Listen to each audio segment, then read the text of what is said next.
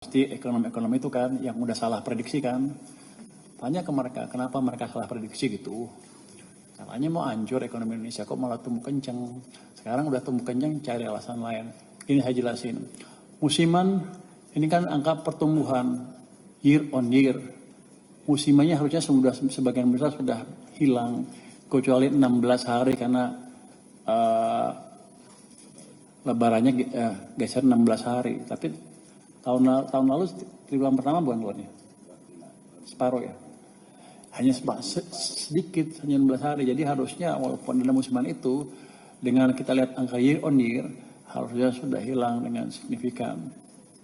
Oh, karena stimulus, ya emang itu kerjaan kita. Mendorong ekonomi, supaya ekonomi itu lebih cepat. Terus harus apa? Saya mesti diem. Kan enggak. Justru Bank Sentral, kita, LPS, OJK memberi dorongan ke ekonomi bersama-sama supaya ekonomi tumbuh lebih cepat.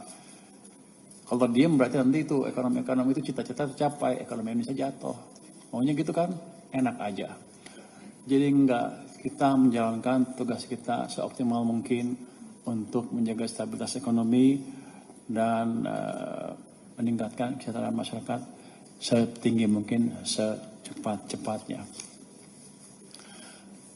Yang terakhir nih, Pak Purbaya, bagaimana memastikan rencana KEK finansial di Bali tidak menjadi sekedar tax haven? Memang sudah tahu rencananya seperti apa? Kenapa tiba-tiba ada bilang desain tax haven? Nggak tahu kan? Ya gini kira-kira, yang akan kita buat adalah seperti di Dubai, 100 hektar atau lebih sedikit atau sedikit sekali itu menjadikan kawasan ekonomi khususnya. Di situ akan berlaku common law, hukum tertentu. Uang bisa masuk dari luar negeri ke situ. Nggak saya pajakin. Nanti teman-teman Anda bilang, teman-teman ekonomi Anda bilang, rugi dong kalau gitu. Enggak, tadi juga nggak ada apa-apa.